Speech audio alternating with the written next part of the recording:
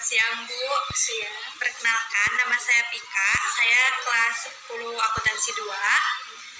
Di sini saya ingin meminta izin untuk mewawancarai Ibu Ya, silakan. mengenai perubahan peraturan sekolah untuk tugas sekolah.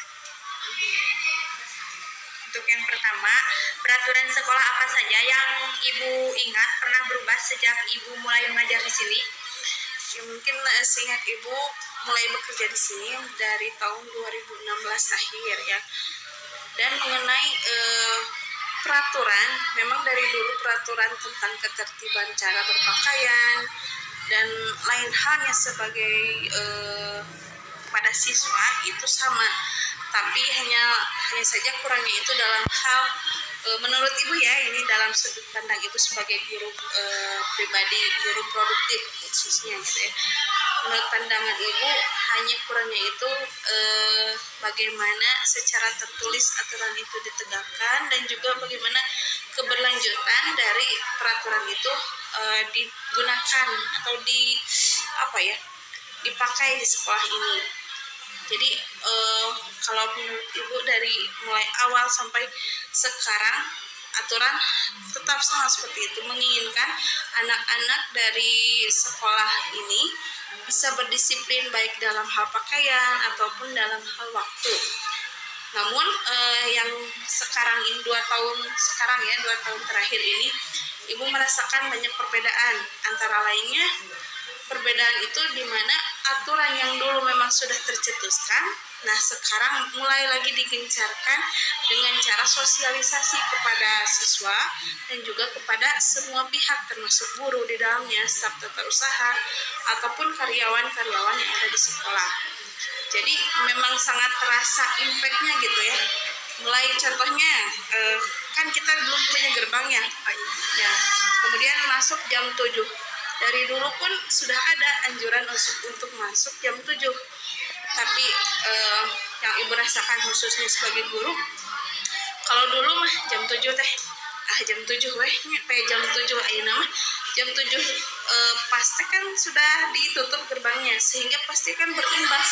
Anak-anak nanti melihat ibunya itu misalkan atau bapak gurunya terlambat, nanti bisa jadi contoh yang kurang baik.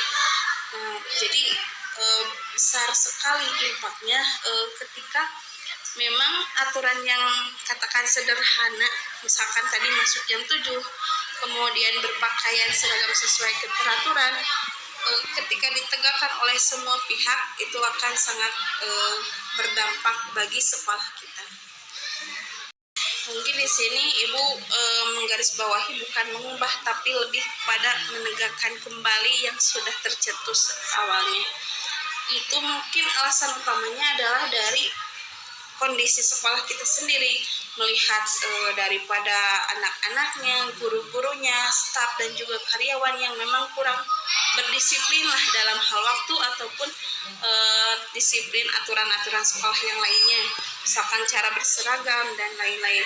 Ibu pernah mengalami atau gimana ya, cara berpakaian misalnya di sini Ibu baru-baru Ibu pakai gamis biasa gitu, sedangkan Ibu belum tahu peraturan sekolahnya seperti apa. Kan kalau sekarang misalkan hari Senin pakai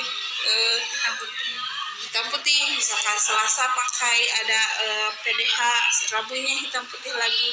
Jadi semakin sosialisasi semakin gencar dan pihak sekolah atau manajemen itu menekankan bahwa guru itu teladan bagi muridnya.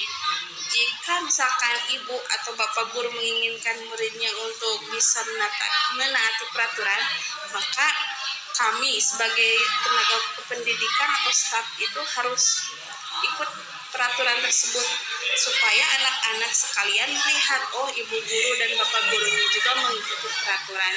Mungkin alasan yang lebih logis dan lebih besarnya itu adalah kondisi sekolah kita, baik dari segi siswa ataupun dari gurunya sendiri.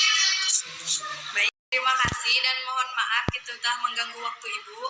Ya, tidak apa-apa, hanya besar harapan Ibu sebagai pendidik, Neng dan juga teman-teman sekalian melalui tugas ini bisa dengan secara sadar bahwa peraturan itu ada untuk ditaati. Jadi semuanya akan berimbas baik pada sekolah kita maupun bagi ketika kita nanti setelah lulus. Mungkin itu saja, titip salam buat semuanya ya.